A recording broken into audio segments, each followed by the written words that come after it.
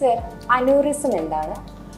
Aneurysm തലച്ചോറിനുള്ളിലുള്ള aneurysm എന്ന് പറയുമ്പം രക്തക്കൊഴലുകളിൽ ഒരു ബലക്ഷയം ഉണ്ടായി അവിടെ ഒരു കൊമള പോലെ ഉണ്ടായി വരുന്നതിനെയാണ് ഈ അന്യൂറിസം എന്ന് പറയുന്നത്. അപ്പോൾ അതിൽ സാധാരണ രക്തധമനികളിലുള്ള ഈ ഭിത്തിയിലുള്ള 3 ലെയറും കാണണമെന്നില്ല, ഒരു ലെയറും എല്ലാം കാണുള്ളൂ. അപ്പോൾ അത് എപ്പോൾ വേണമെങ്കിലും വലുതാവുകയോ പൊട്ടുകയോ ചെയ്യാം. അതാണ് അതിൻ്റെ ഒരു പ്രോബ്ലം. അപ്പോൾ അതിന് നമുക്ക് എനിക്കൊന്ന് ട്രീറ്റ്മെൻറ്റ് സർജറി എന്തെങ്കിലും ഉണ്ടോ? അതിന് മരുന്ന് ചികിത്സ ഇല്ല അന്യൂറിസത്തിന്. ചെറുതാണ്, നമുക്കത് വലുതാവുന്നുണ്ടോ എന്ന് കുറച്ച് നാൾ നോക്കാം. ബട്ട് അത് ഒരിക്കൽ വലുതായി വന്നാൽ പിന്നെ അതിനെ ചികിത്സിക്കാനേ പറ്റുള്ളൂ. അതിന് 2 തരം ചികിത്സകളാണ്.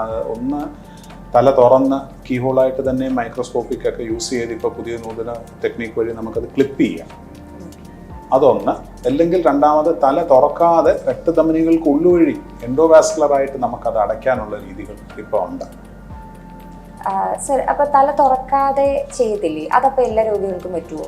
അത് പേഷ്യൻറ്റിൻ്റെ അന്യൂറിസം എവിടെയാണ്, പേഷ്യൻറ്റിൻ്റെ ക്ലിനിക്കൽ അവസ്ഥ ഒക്കെ വെച്ചാണ് ഈ രോഗിയെ ചികിത്സിക്കുന്നതിൽ ഏത് ആയിരിക്കും ഭേദമെന്നുള്ളത്.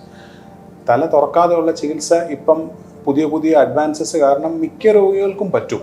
ബട്ട് ചില രോഗികൾ ഇപ്പോഴും തല തുറന്ന് ചെയ്യുന്നത് തന്നെ ആയിരിക്കാം ഭേദം. തല തുറക്കാതെ ചെയ്യുന്ന അന്യൂറിസംസ് നമ്മൾ കോയിലിംഗ് എന്ന് പറയും. ആ രക്തക്കുഴൽ വഴി ഉള്ളുവഴി ഒരു കോയിലിട്ട് ആ അന്യൂറിസത്തിനുള്ളിൽ മാത്രം ചുരുണ്ട് കിടന്ന് അങ്ങോട്ടുള്ള രക്തോട്ടം അങ്ങ് നിർത്തി അന്യൂറിസത്തിനെ അടച്ച് കളയും. ചില കേസുകളിൽ അതിൻ്റെ നെക്ക് വലിയതാണ്, കഴുത്ത് വലുതാണെങ്കിൽ ഈ നമ്മൾ ഇടുന്ന കോയിൽ തിരിച്ച് മെയിൻ രക്തക്കുഴലിലോട്ട് പോയി അവിടെ ബ്ലോക്ക് ഉണ്ടാക്കാം. അങ്ങനെയുള്ള സാധ്യതകളിൽ നമുക്ക് ചിലപ്പോൾ ബലൂണോ സ്റ്റെൻറ്റോ അതിൻ്റെയൊക്കെ സഹായം കൂടെ വേണ്ടി വരാം. അതാണ് മെയിനായിട്ടുള്ളത്. ബട്ട് ഇപ്പോഴത്തെ കാലഘട്ടത്തിൽ മിക്ക പേഷ്യൻസിനും നമുക്ക് തല തുറക്കാതെ ചെയ്യാൻ പറ്റുന്നുണ്ട്.